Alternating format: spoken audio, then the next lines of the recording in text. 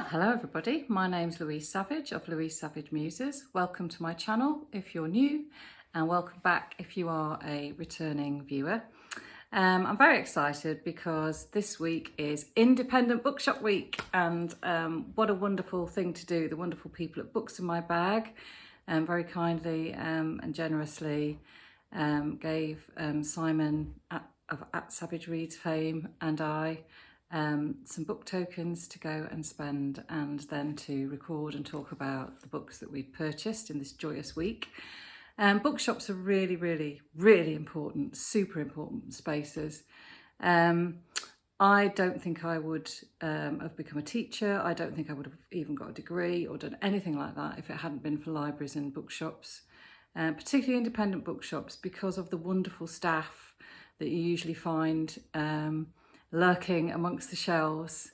The number of recommendations and pieces of advice that I've had over the years from just fantastically enthusiastic, bookish people who work in these spaces is an absolute joy. And that doesn't change. So Simon and I had a little bit of a meeting earlier in the year and to plot what we would do for this week. And we decided to go off to North Yorkshire and do a sort of book tour, something that we've not done before, or at least not formally. Off we went, and we were going to be up there for 4 days. It got off to an absolutely flying start, but quite a slow start, as you'll see if you stick with this video. Unfortunately, we got 2 days in and we'd visited 2 fantastic bookshops by that point and had 4 more on our radar before we were to leave.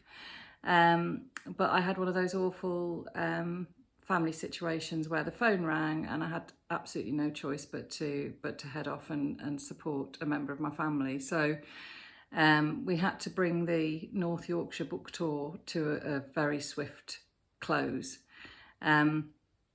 I'm explaining that because there'll be some inconsistencies in the video as a result. So, for example, at one point I talk about the fact that we're hoping to visit Sylvia Plath's grave. Well, we never got round to it because of the circumstances. And so because that happened, we didn't want to, we felt we needed to continue and to sort of fulfill our brief, if you like. And so we managed to find time. We've just been down to London for the fabulous Women's Prize awards, and while we were down there we sought out 3 wonderful bookshops which we also visited. So it's quite nice actually. You've kind of got the north and the south represented in this video. So I really hope you enjoy it. Bear with us for the things that kind of went wrong. I've also had to go through and insert bits that I kind of didn't get a chance to do as we went along. So apologies in advance. But hopefully you'll enjoy it. And honestly, if you love the whiff of a bookshop, if you love wandering in there, and there's just this whole world that you're going to stumble across, isn't there? You know, it's like being an explorer when you go into a bookshop. What are you going to find? What are you going to discover? If you love bookshops, hopefully you'll really enjoy this video. Take care. I am up in West Yorkshire this morning. It's always nice waking up in a different place. We're off to, I'm trying to remember where we're going today. I've wrote the itinerary, you'd think I would know. We're off to Halifax today, and then I think we're visiting a lovely bookshop in Hebden Bridge. So we're on tour. It's a very wet, soggy day out there. Simon assures me we're going to go to Shibden Hall and pretend to be Anne Lister, romping around of Gentleman Jack fame. And he also promises me that he is going to find for me the grave of Sylvia Plath. I have here with me a very treasured possession. This was given to me in 1984, can you believe, when Simon was a mere 2 years old.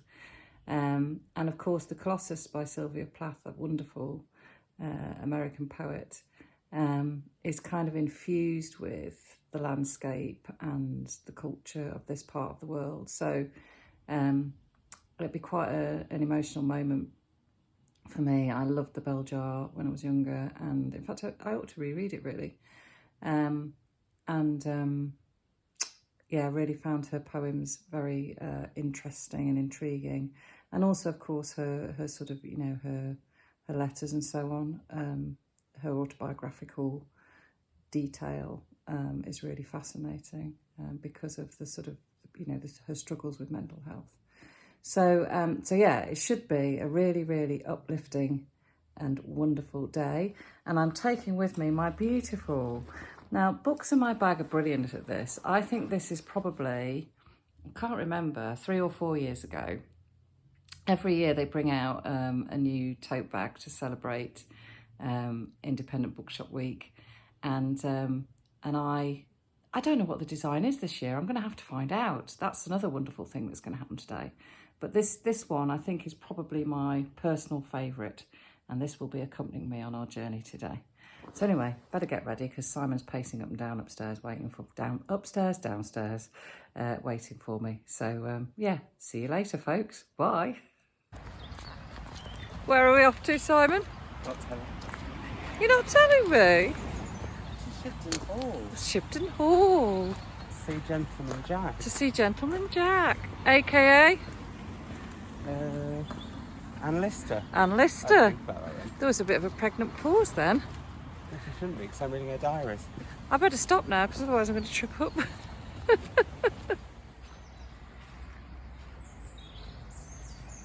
Look at the primroses everywhere.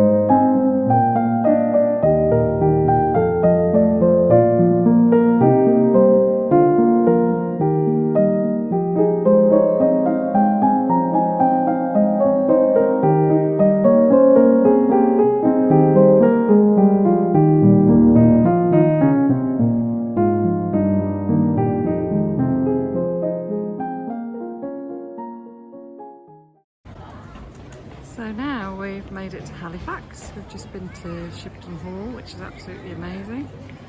And I was not prepared for this. Simon was raving about it, and I've never been before, but this Peace Hall is absolutely amazing in Halifax.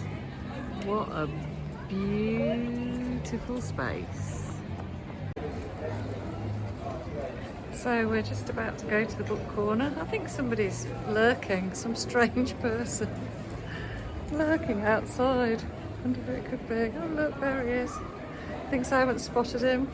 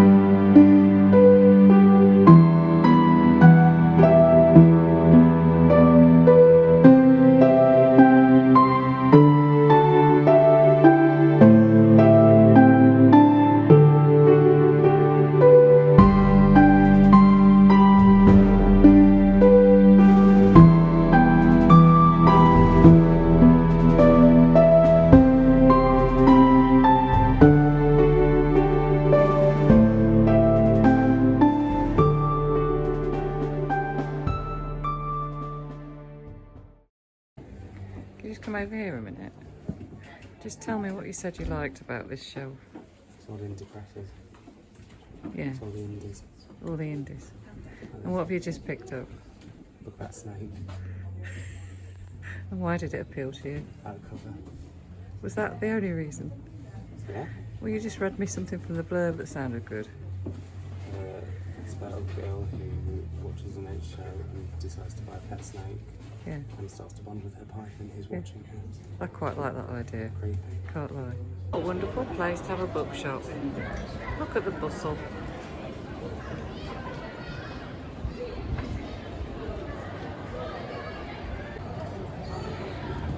What did you buy, Simon? Very stressful. What did you buy?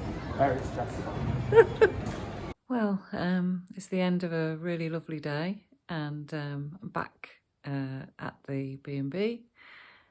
Simon's got a little bit distressed in the bookshop because I rushed him towards the end because I thought we were going to another one, so that's led to a little bit of a meltdown, but he's fine.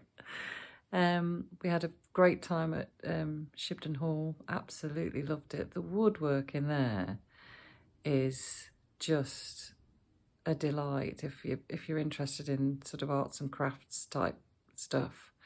I really recommend it. And if you've seen the Gentleman Jack series as well, you know, some of the rooms were used for filming, and it's just so, some places you go to, you know you're going to enjoy it, but it really did outdo my expectations. I was really impressed by it. It's utterly stunning from the outside as well. And it just has that, you know, I've sort of realised that there must be lots of private homes like that throughout the country, that were sort of just small, thriving communities in themselves. You know, you've got the house and you've got the blacksmiths and the wheelwrights and all sorts of, you know, tradespeople all living together. And there's a fantastic workers' accommodation as well that you can go in and see what life was like for the other half, as it were. So I thoroughly recommend that if you're in this neck of the woods.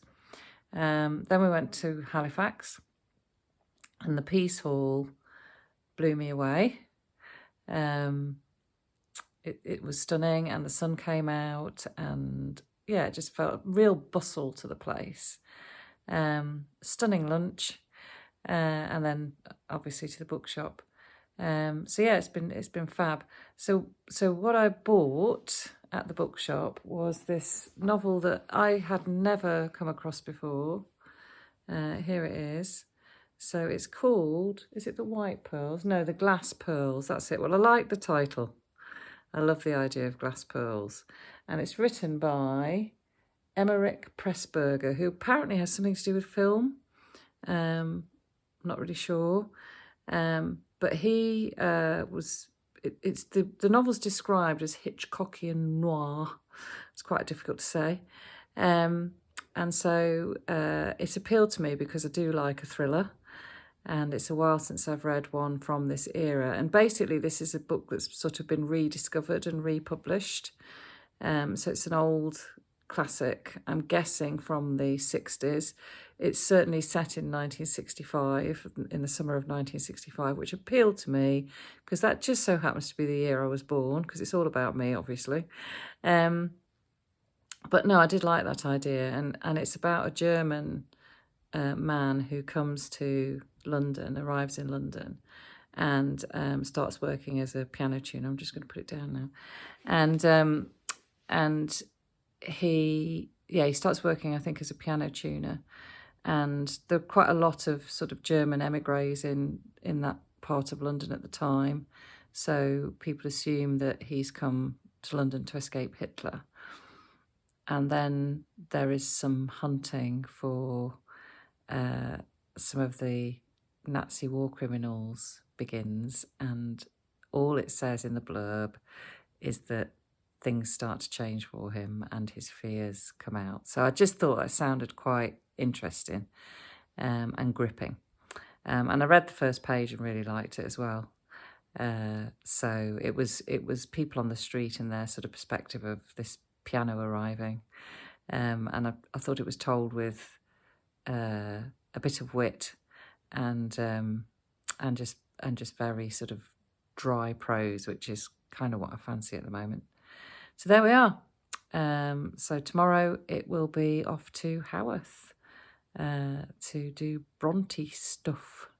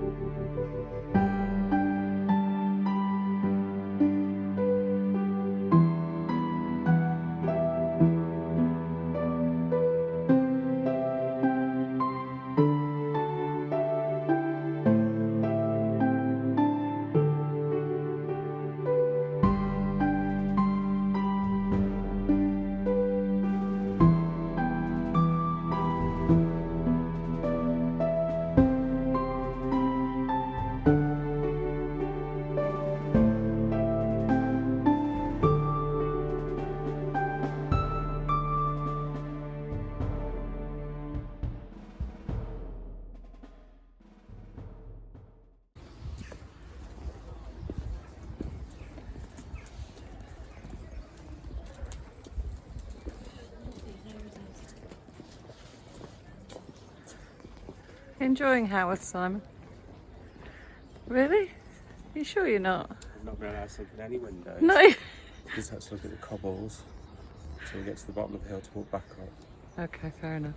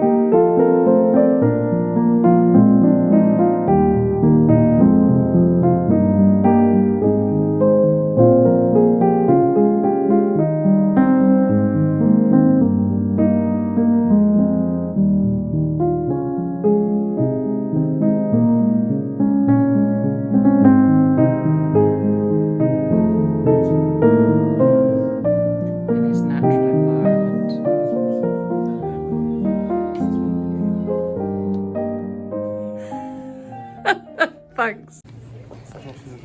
Yeah, did you enjoy that, Simon? I did, except the fact that you copied me and got the same book as me. Well, you know, you are an influencer, so I think it's the what do you expect? Owner that influenced me and Yeah. recommended me a book set in New York, perfect for the April Savage Prom. Yep. So, what did I buy at Waves of Nostalgia? Look at this lovely, fantastic, totally on brand, books in my bag, bag. I'll try not to, Simon's always telling me off for hiding my face behind bags. With this lovely Waves of Nostalgia sticker on it. And inside, what was it that I bought? About to find out. Love that rustling of a paper bag. So I purchased a book called Madwoman by Louisa Treger. What does it say about it here? A moving, absorbing and beautifully written story. Well, that does it for me. A terrifying portrait of the fate many women suffered in the late 19th century, a must read. Now I read a book not long ago called, oh gosh, what was it called? It's terrible. Not The Madwoman's Ball, something like that. About an institution in Paris that I really loved, where women had been incarcerated because they weren't behaving in a way that was acceptable to society. And this book, I think I picked it up because I really, felt it was a good fit for that. I haven't got my glasses, that's why I'm doing this. Talk about not being organised. They're not on top of my head, are they now? In what year is it? 1887, young Nellie Bly sets out for New York and a career in journalism, determined to make her way as a serious reporter. Now that's wonderful, isn't it? Imagining a woman doing that, going to New York in the Victorian era to become a journalist. Whatever it takes, she's going to do it. Down to her last dime and desperate to prove her worth, she comes up with a dangerous plan to fake insanity, oh my goodness, and have herself committed to an asylum. I can remember exactly why I picked this book up. And, you know, the clue's there, isn't it? She's going to be under lock and key. It's also got I'll try again. It also resonates with Affinity by Sarah Waters that I read very recently and thoroughly enjoyed. So I think I'm really going to enjoy this one. And then I picked up a book by a local author called The Strange Woman by Stephanie Shields. And The Strange Woman is a tale about passion, obsession, friendship and the healing power of nature, played out in a place where past and present meet. So it takes place in a remote North Yorkshire valley. A baby girl is born to the poor Edward Fairfax and his wife Dorothy. The baby dies 4 months later. Her death triggers shocking events that reverberate to this day. Now, again, this was a book that was wholeheartedly recommended and pointed out to me by the guy behind the counter in the bookshop at Waves of Nostalgia. So, you know, I wouldn't have come across this otherwise. There's absolutely no way I would have found this if I hadn't gone into a bookshop. I think I'm probably preaching to the converted. But I also started to, because I always, whenever I'm in a bookshop, I don't think twice about reading the first, 3, 4, 10 pages. Because there's no point in buying a book and then getting home, reading the first few pages and thinking, I'm not going to read this. So there we go, The Strange Woman. So I've got The Strange Woman and The Madwoman. And there we are, I'm in between. Who knew? Hey ho.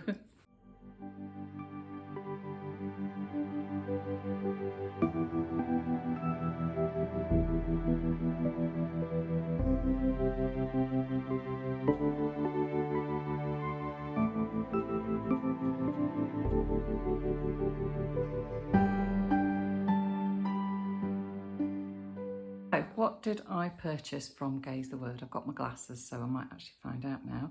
So first of all, I bought this wonderful short story collection, debut short story collection, God's Children Are Little Broken Things by Arinze Ifeakandu. And Arinze is a Nigerian writer. This book comes with lots of praise from Sarah Waters and Combe Toybin. He writes about queer lives and loves in Nigeria. And I started reading some of the prose in it, and it's absolutely beautiful. One of the stories is about a man going back to a university campus and where he lost his first love, aware now of what he couldn't understand then. I love the idea of the nostalgia and the reminiscence, so that sounds like a corker of a story collection. I also picked up Akwaeke Emezi's Bitter. I read Pet a couple of years ago. Emezi, I think, is the most talented, fantastic contemporary author. The book covers are always utterly superb, and in this book it's about a young girl who comes from a really awful background. She's been brought up in foster care and then gets a scholarship to go to an art school. And one of the things I loved about Pet, Emezi's earlier YA novel, was the descriptions of painting in it. So I'm really hoping that there are going to be some fantastic images of art in here, which I suspect there will be. Beautiful cover. Then this one was recommended to me by Simon, or at least I think he picked it up and thought I might like it. It's called Cells by Gavin McCrae. Memories for My Mother. Now, it worries me a little bit that he chose this. You see what you think. Gavin is spending the quarantine with his 80-year-old mother, whose mind is slowly slipping away. He's returned home to care for her and to write a novel. But all he can write about is her. In this frank and revealing memoir, he unspools an intimate story of his upbringing, and his upbringing sounds utterly traumatic. So this is going to be very, very hard-hitting, very punchy, quite a difficult read, I suspect, but also, I hope, life-affirming. Simon, you've got another 20 years yet before I get to that point, so be warned. And finally, in Gaze the Word, I picked up The Twin. This was one that was warmly recommended by the staff in the shop. It's been flying off the shelves. I would never have come across it, I don't think, if I hadn't walked into the bookshop. So it's The Twin by Gerbrandt Bakker, who is a Dutch writer. Helmer lives on a remote farm in the flat expanses of the Dutch Platteland. He's inherited a farm and it's not really what he wants for his life, and he's been there for a long time. His brother died, so he had to take over the farm. And so he decides that he needs to change, and he moves his dying father to an upstairs room, begins to decorate, and then his brother's former fiancée reappears. I think that sounds like a really spellbinding.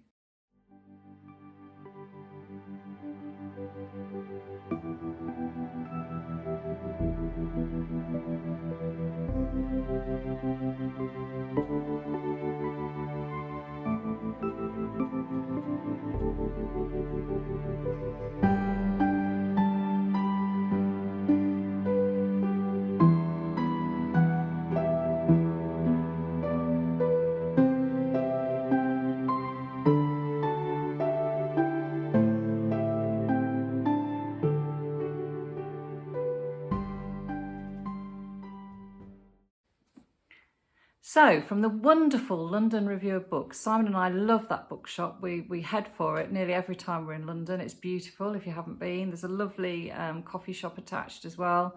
Sell all sorts of wonderful smoothies and things. So I immediately headed for this, I think influenced by our trip up to North Yorkshire, which you'll have heard about earlier on in this vlog. So The Gallows Pole by Benjamin Myers. It's about a divided England, it's about the moorland. David Hartley, the protagonist, assembles a gang of weavers and land workers. They're going to embark on a criminal enterprise, and they're going to capsize the economy and becomes the biggest fraud in British history. The Crag Vale Coiners. And I love this idea of kind of rural anarchy. When I was a kid, one of my favourite books was Whistling Clough by Barry Unwin and Barry Unsworth. And it's a story about how two young boys kind of, take action against the nasty landowner, and they get trapped down a mine in Derbyshire. And I just loved that novel, and I think this might reverberate with that or resonate. And then I couldn't resist The Good Terrorist by Doris Lessing. To my shame, I've only read a couple of her books before. I really like the oxymoron of the title, and it's about a group of revolutionaries in a London squat trying to unite against the waste and cruelty they see in the world, but it doesn't sound like they're very functional as terrorists, because they get involved in terrorist activities far beyond their level of competence. And I think it's a female character who kind of sort of navigates them through. And so I thought that sounded smashing. Looking forward to that one.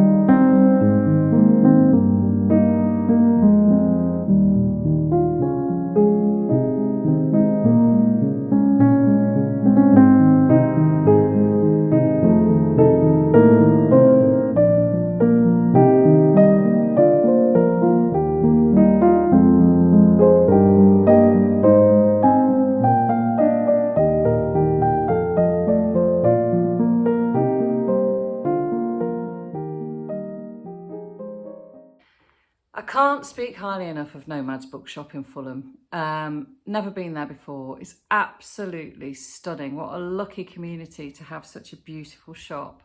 The children's section is second to none. It's absolutely superb. But, the staff, really friendly, really helpful. So I picked up Joseph Zigmond, Constance. I dream of the night we met.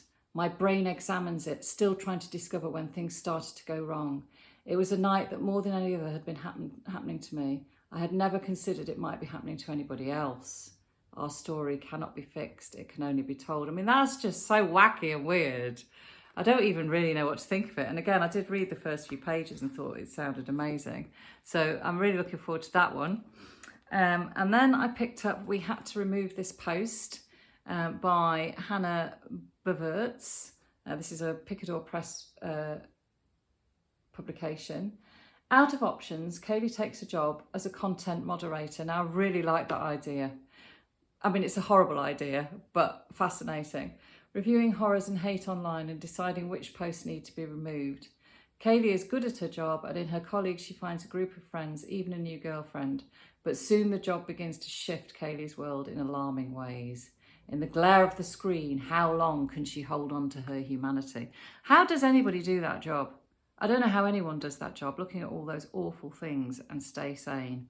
So yeah, I really liked the sound of that one. And finally, Parable of the Sower by Octavia E. Butler. Again, I've never read of any of Octavia Butler's work, and I know that she's really important in terms of challenging racism, etc., in America. We're coming apart, we're a rope breaking a single strand at a time. America is a place of chaos where violence rules and only the rich and powerful are safe.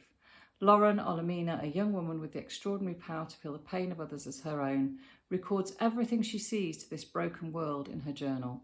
Then one terrible night, everything alters beyond recognition, and Lauren must make her voice heard for the sake of those she loves. Sounds amazing. Just my kind of thing. Wonderful cover again. So, yes, absolutely brilliant. Loved Nomads. I'd be rushing back there if I was going back to London. Yeah, an absolute feast.